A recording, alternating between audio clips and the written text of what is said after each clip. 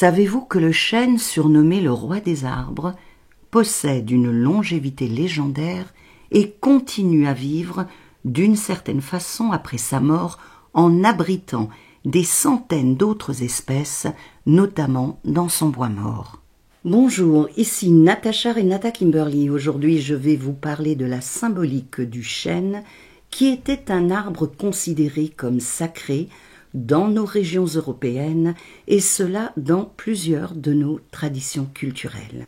Le chêne est le nom de divers arbres appartenant au genre Quercus et présent dans tout l'hémisphère nord.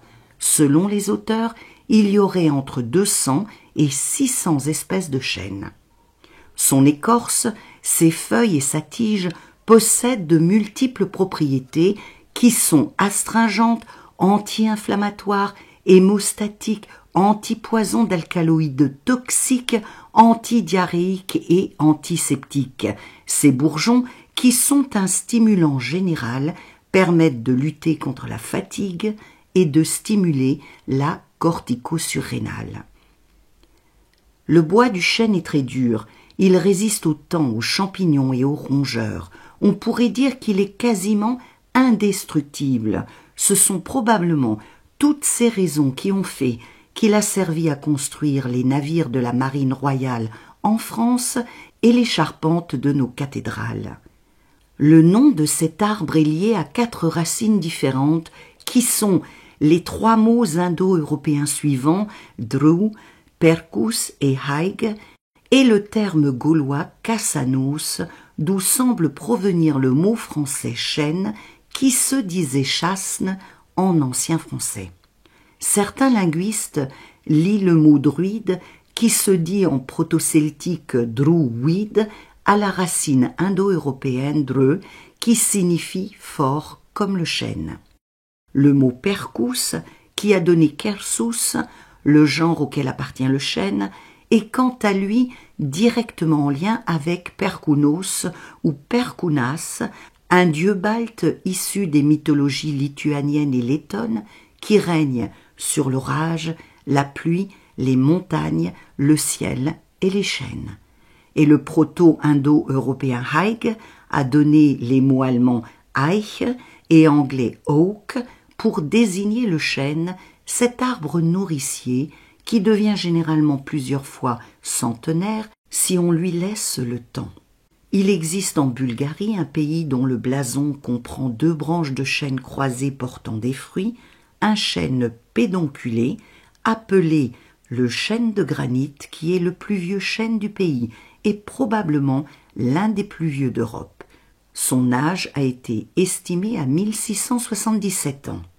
En Lituanie, le chêne de Stelmūcija a quant à lui été estimé à 1500 ans, mais il semblerait plus probable qu'il ait entre 450 et 550 ans. Le Danemark possède également sur l'île de Sjælland un chêne remarquable, appelé le chêne roi, dont l'âge estimé, basé sur des recherches scientifiques, serait compris dans une fourchette allant de 1500 à 2000 ans. En France, nous avons le chêne à guillotin ou le chêne des rues Éon, qui est un chêne pédonculé de grande dimension situé dans le Morbihan, près de la forêt de Brocéliande, qui aurait entre 500 et 1000 ans. Certaines légendes disent même qu'il aurait été planté en 1145. Toutefois, le plus vieux chêne de France est celui d'Allouville, dans la commune d'Allouville-Bellefosse, en Normandie, dont l'âge a été estimé à 1200 ans. C'est un chêne pédonculé, inscrit depuis 2009 dans l'inventaire de notre patrimoine culturel immatériel. Dans tous les pays d'Europe, nous avons des chênes qui forcent notre admiration. Ces arbres qui sont bien plus que toute autre espèce, régulièrement frappés par la foudre, ne laissent jamais indifférents et sont porteurs d'une puissante symbolique qui a marqué l'imaginaire de nos ancêtres. Les Hébreux racontent que c'est sous un chêne qu'Abraham aurait reçu sa révélation de la part de Yahvé. Chez les Grecs de l'Antiquité, le chêne était l'arbre de Zeus. Son bois a donné la massue du héros Héraclès, qui se nomme Hercule chez les Romains.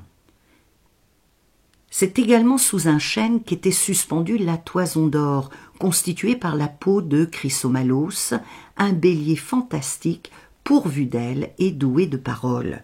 La quête de la toison d'or est un récit mythologique qui décrit le voyage et les aventures des argonautes, des héros partis à la recherche de la peau de Chrysomalos à bord d'un bateau nommé Argo. Les Grecs considéraient que le chêne était un temple naturel dans lequel demeuraient les nymphes. Chez les Romains, cet arbre était celui de Jupiter, le dieu de la terre, du ciel, de la foudre et de tous les êtres vivants. Chez les Celtes, le chêne est l'un des 7 arbres sacrés du bosquet des druides. C'est sous les chênes que ceux-ci se réunissaient pour pratiquer leur culte et effectuer leurs rituels. Ces arbres étaient considérés comme un temple à part entière et les sanctuaires se trouvaient souvent là où étaient implantés les plus anciens d'entre eux. L'une des fonctions sacrées des druides était de cueillir pour les festivités du solstice d'hiver, le 6e jour après la nouvelle lune de décembre, le gui qui se trouvait dans le chêne. Nulle autre personne n'était autorisée à effectuer cette récolte qui symbolisait le renouveau de la vie, la régénération et l'immortalité de l'âme. Dans le calendrier celtique, le chêne représente la sagesse, l'indépendance, la force et la stabilité. Il est l'arbre de l'équinoxe de printemps et sa date est le 21 mars. Le chêne était connecté à Taranis, le dieu gaulois et celte du ciel, de la foudre et du tonnerre. C'était un dieu ityphalique, directement lié à la fécondité et à l'abondance, ce qui nous renvoie à l'aspect nourricier de cet arbre. Le chêne est également en lien avec le Dagda, le dieu druide de la mythologie celtique irlandaise, maître des éléments du temps chronologique et atmosphérique et de l'autre monde, c'est-à-dire de celui des elfes. Les Celtes surnommaient le chêne l'arbre des portes, car il permettait d'accéder à différents mondes, ce qui transforme cet arbre en un arbre chamanique comme l'est le bouleau ou le sapin. Le chêne est également un arbre oraculaire, car les dieux s'exprimaient par son intermédiaire, ce qu'on peut voir par exemple dans la légende de Jeanne d'Arc, qui aurait été guidée par des voix venues des chênes des fées se trouvant près de Domrémy, le village où elle est née. Dans les communautés germano-nordiques, les arbres sont considérés comme des ancêtres divins. Le chêne est celui qui est dédié à Thor, le fils de Odin Wotan, dieu du tonnerre et de la foudre, et protecteur des êtres humains. Boniface de Mayence, vers 675 à 754 de notre ère, missionnaire d'origine anglaise, fit abattre en 723 ou 724 à Geismar dans la Hesse le chêne de Thor, dont il a utilisé le bois pour la construction d'une église dédiée à Saint-Pierre qu'il a fait ériger sur le lieu même de l'abattage. Cet acte avait pour but de démontrer la suprématie du christianisme sur les cultes et les rituels populaires. Pour asseoir sa supériorité, l'Église chrétienne décida à chaque fois d'édifier ses bâtiments sur l'emplacement des anciens arbres sacrés, comme cela a été le cas par exemple pour l'église du couvent de Lénine près de Brandenburg. Les autorités chrétiennes laissaient généralement près de l'autel la souche de l'arbre abattu afin qu'elle soit bien visible et que les fidèles aient un rappel constant et silencieux de sa suprématie.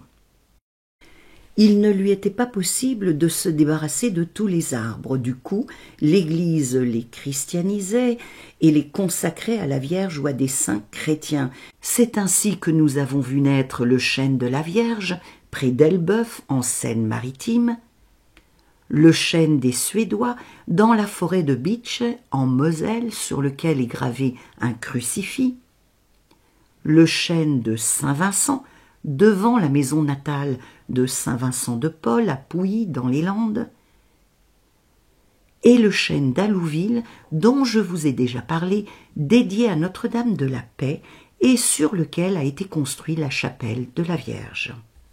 Les chrétiens n'ont fait que reprendre une tactique pratiquée par Jules César qui a abattu de nombreux chênes pour soumettre les Celtes et saper le pouvoir des druides.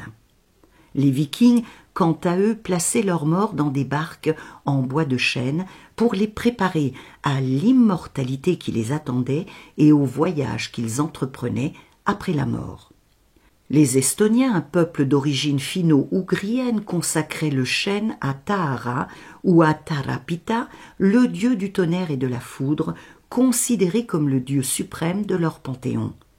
Les anciens Slaves, quant à eux, entretenaient un feu de bois de chêne pour offrir des sacrifices au dieu de la foudre, le seul dieu créateur qui soit. Si par malheur le feu venait à s'éteindre, celui qui en avait la charge et la responsabilité était automatiquement sacrifié. Les anciens Slaves, Germains et Celtes siégeaient sous un chêne pour rendre justice, une tradition qui a perduré jusqu'à l'époque de Saint Louis, 1214-1270, qui officiait sous un chêne de la forêt de Vincennes. Le chêne a de tout temps été considéré comme la demeure des êtres du petit peuple. Selon les cultures, il abritait des nymphes, des dryades, des gnomes, des elfes, des fées, qui s'entendaient pour se partager l'espace. Les gnomes avaient une prédilection pour les racines et les fées et les elfes élisaient domicile dans le feuillage. Les chênes, qui étaient plantés en France sous la Révolution française, étaient considérés comme les arbres de la liberté. Une branche de chêne est d'ailleurs représentée sur les armoiries de la France que nous pouvons retrouver sur notre passeport. Celle-ci se compose d'un bouclier en forme de pelta qui se termine par 2 lions ou 2 coqs ou encore un lion et un aigle, d'un faisceau de licteurs surmonté d'une hache avec à gauche une branche d'olivier qui symbolise la paix et à droite une branche de chêne pour représenter la justice. Les Basques ont fait du chêne le symbole même des libertés traditionnelles basques. En Lettonie, où les feuilles de chêne se trouvent sur les armoiries nationales, le chêne est, avec le tilleul, l'arbre national du pays. Les vieux chênes sont par ailleurs appelés officiellement les grands chênes. Ils sont considérés comme de véritables trésors nationaux et sont protégés par la loi.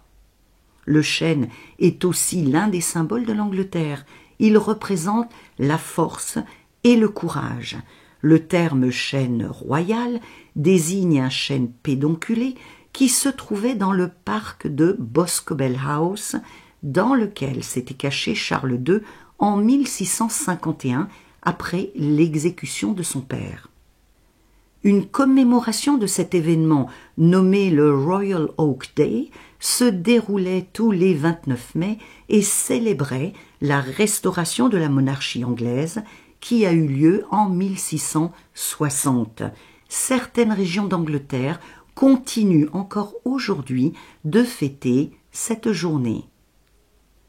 Symbole de pouvoir intemporel, de force, de justice, de sagesse, de majesté, de longévité, de solidité, d'autorité, de savoir, de bravoure, de don, d'abondance et de générosité, le chêne, dont le fruit représente la fécondité et la prospérité, a toujours été en lien, dans nos communautés, avec le sens du sacré, de la royauté et du pouvoir.